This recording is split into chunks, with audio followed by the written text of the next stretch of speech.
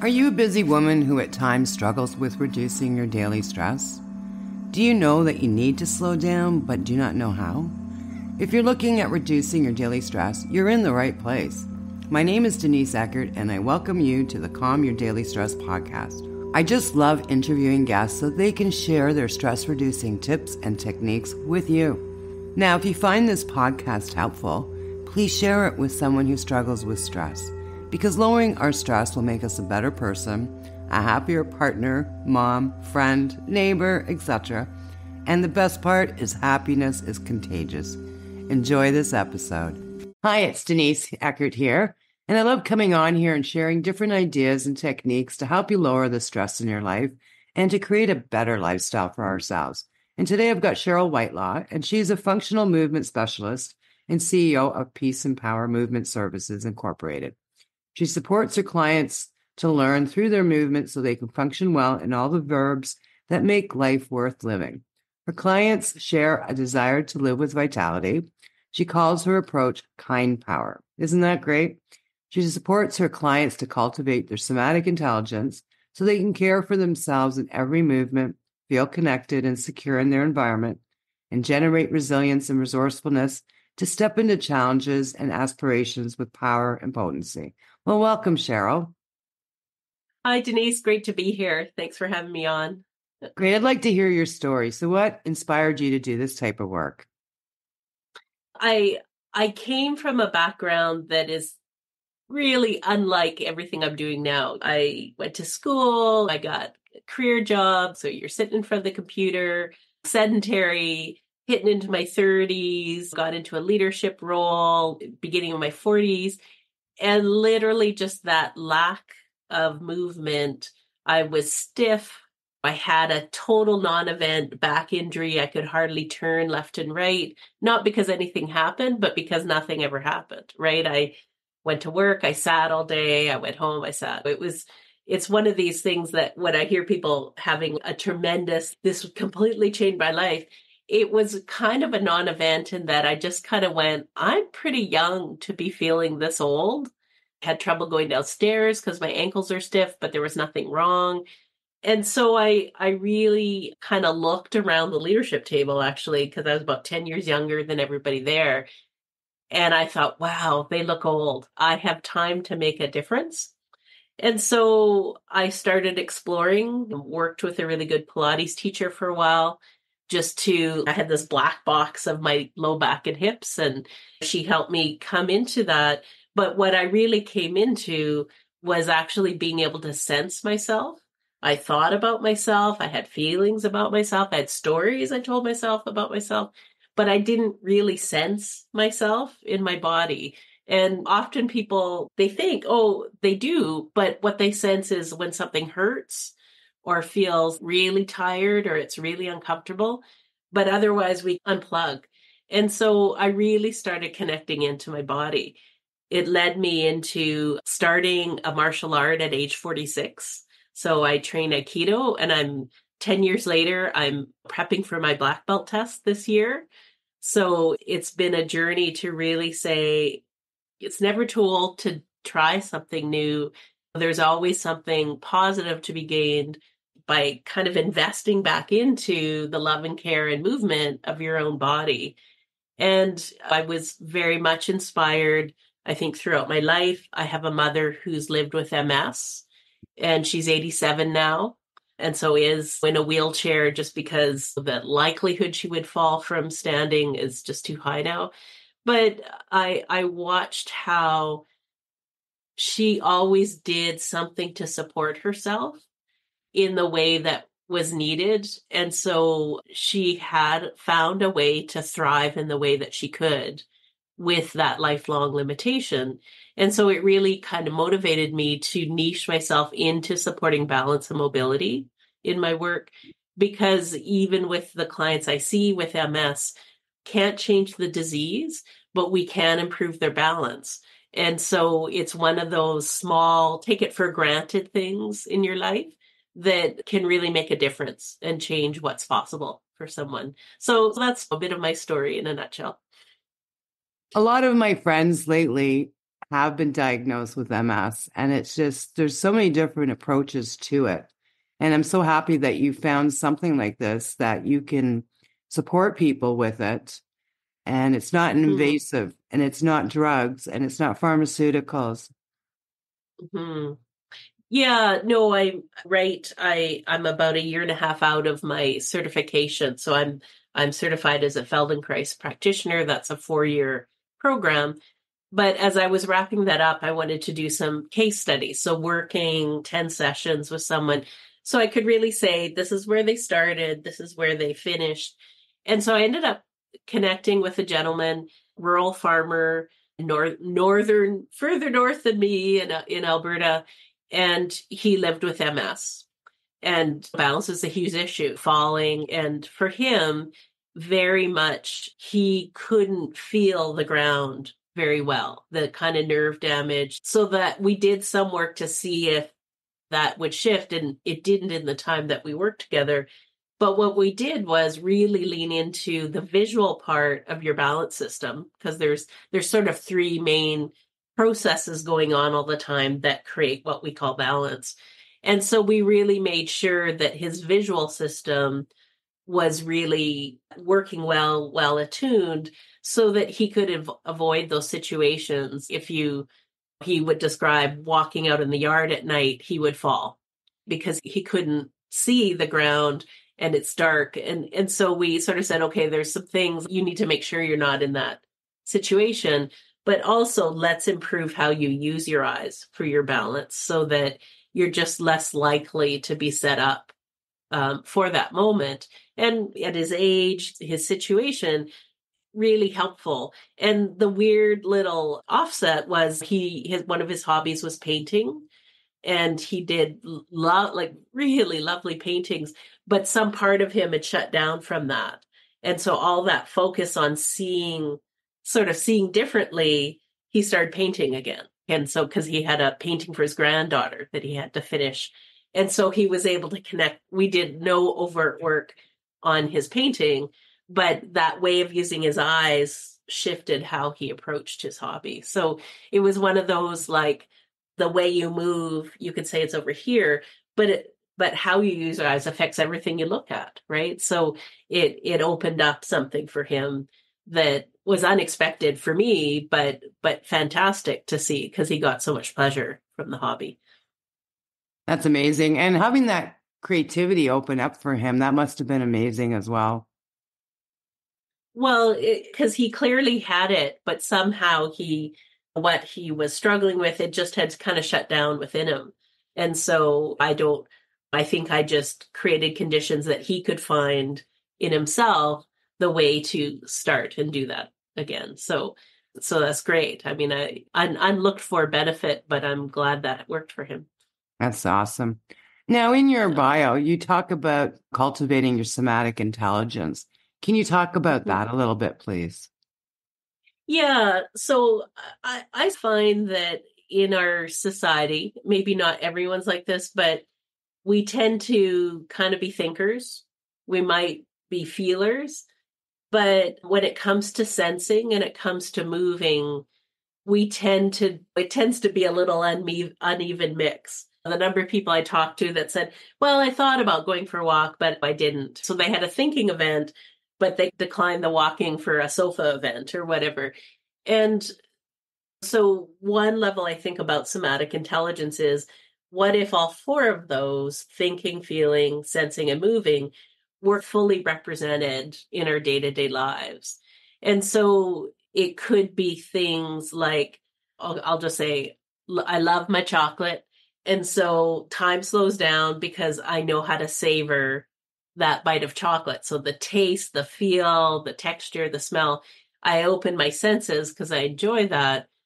I ask the question of, what if that sensory input, not just when you're savoring something, but as you carry something, as you're walking on the ground, that you really can get significant inputs from how you're sensing your environment, are also part of the information that you use to make decisions, to decide, I'm going to walk downstairs this way compared to that way. And so one level, I work with people just to bring everything online so it's active so that you can use it.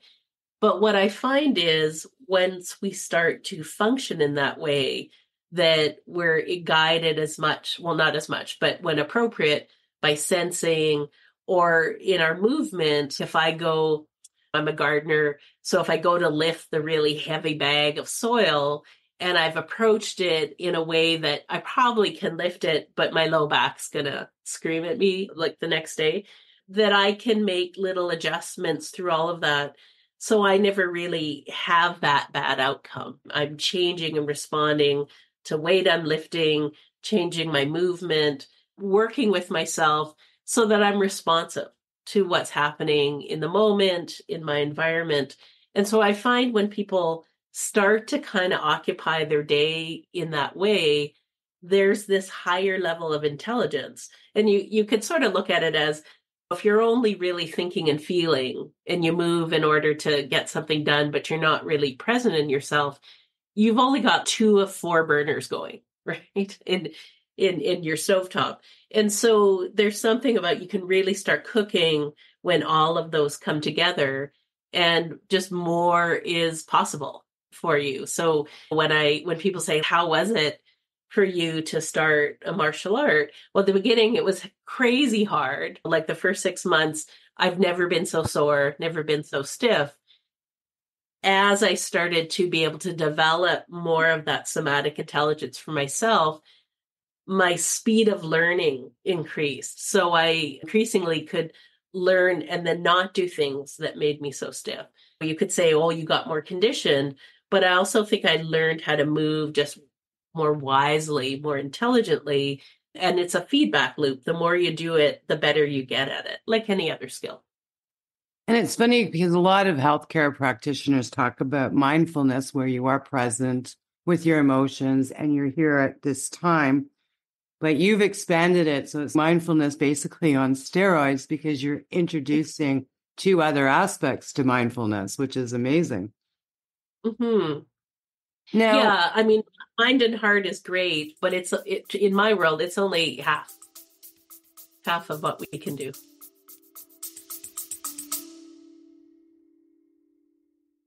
just a quick break because I need to share this with you.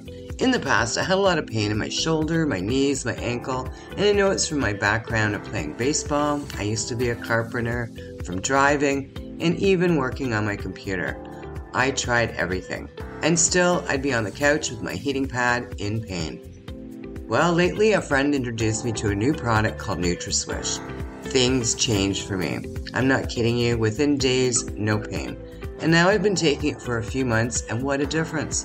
NutriSwish is all about glutathione. I didn't even know what glutathione was. Well, you know what? I sure do now. If you are experiencing pain, especially nerve damage, I encourage you to take a look. You can find out more in the show notes or go to www.therelaxationlounge.info and there's a tab above that says pain. Back to the show. And I love how you're bringing that all together, the thinking, the feeling, the sensing, and the moving. Now, how can you use that mind-body connection to reduce stress? Yeah, it's so important. There's information out there that says by the time you're conscious of feeling stressed, your body has probably been experiencing 30 to 60 seconds of stress response. So in many ways, our mind is the last on board to know that we're stressed. And so we do tend to focus a lot on stress and stress reduction. What I tend to work with people on is how sometimes I get stressed in traffic, right? You're driving and someone cuts you off or there's ice, or when it's like a switch is flipped and you're vigilant and you're, oh my God, and your heart starts to race. So we can flip the calm switch as well.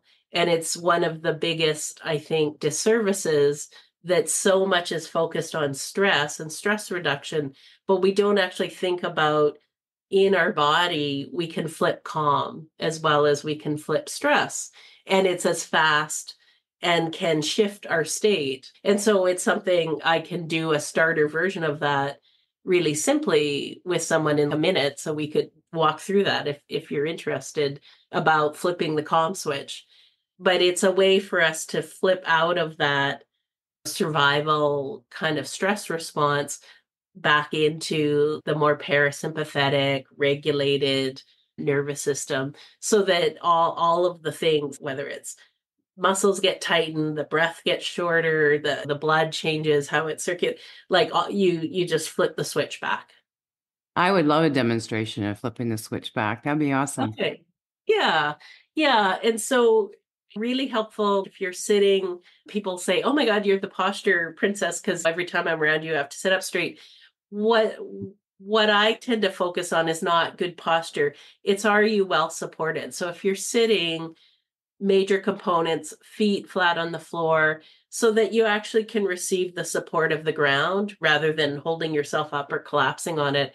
And then when we sit, our pelvis is kind of like this big bowl, and there's bony sections right on the bottom. If you're in a place you can stick your own hand under your butt cheek and feel that bony place. We really want to be set up on the sort of a bottom and front of those sit bones. And then our whole skeleton actually gives us a bunch of support without us having to hold. We don't have to hold up anything. We can just rest on our skeletal self. So I mentioned that because doing this work without kind of setting up that playground, you're working against yourself. Basically, the whole, where our kind of parasympathetic calming bits are sort of what I call, it's from our jaw down to our pelvic floor in this kind of runway in the front of us. And we're so used to holding tension, like even now in listening, your jaw is up against your upper lip rather than released, right? I always joke a little bit, teenage boys are the only people in society that walk around with their jaw down, but they're relaxed. So the first thing is to, I would call, just let your jaw, if you want to kind of let your tongue out, you can do that too, but just let this tension drop for a bit, so that you can get a sense of all the little holding up here does a part to elevate all of that. And to also sort of have a sense of, we hold a bunch of tensions in our neck, partly because if I slump, then I have to actually use my muscles in my neck and head to hold my head up. If I'm on top of my spine, then I can let my neck go. So I tend to go a bit of a just widen your neck, let this go. Then you could do a bunch of details here, but I tend to think about, if you let your low belly plop, and for women, we're kind of told to keep it in, keep it tight. So this sense of this upward drop and low belly plop, just so that the tension of what holds us here, we actually let that go. And so I tend to train people to do that on an out breath. So I breathe in and then I drop and plop, just to let that release. Then two other things that aren't so physical, but help with this calm switch. So one is to really think about what makes your heart shine, something that you connect to that lights your heart up. So I've got two little cats. I'm surprised they haven't come to join us already because they're kind of Zoom addicts. So if you connect with something that makes that inner heart smile, you've done the drop and the plop, a little bit of an inner smile, and then a kind of radiating. So sometimes I use light imagery, so the sense I'm just shining out. But sometimes with kids or whatever, it's like your favorite pizza is hovering in the air around you and you have to expand until you can reach a piece. It's whatever brings you into this expansion. So drop, plop, shine, expand. So if we do that and we develop a little practice, I do it on an out breath, because in Aikido, when I get too amped, I get too tight, I train with some big guys, the survival instincts kick in. I can put all this on and go back to that expansive thing in a second. So it's a little practice that you can do anywhere.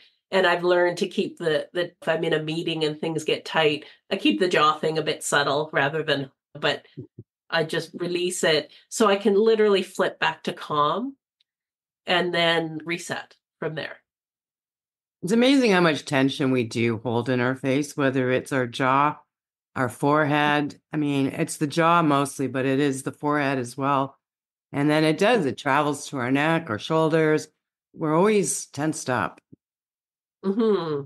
Yeah, and we're so familiar, it's so habitual, it's hard to detect. And that's a huge part of the work that I do with people, to increasingly listen to themselves, so I can tell the difference between I have people that come and their shoulders are kind of like their earrings, they're up right up. And I say, "Oh, so can you relax your shoulders?" And they go, "Okay."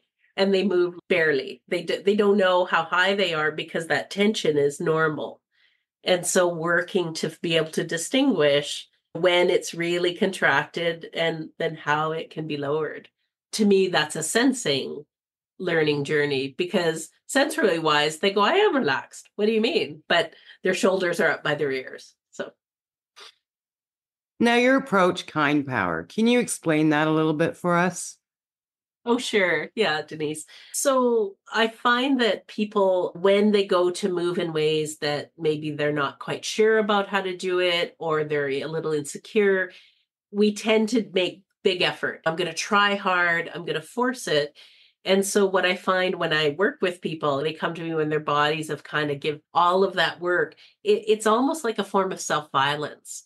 So I really want to help people learn how to listen to themselves better, go slower, take the time to find the easier, less efforting way. It's the difference between I do everything and I'm a big incandescent light bulb versus a little efficient LED bulb. It can be twice as bright, but half the energy. So really trying to help them find that way, and how to listen to themselves to get that way, and replace that effort of I'm going to try hard.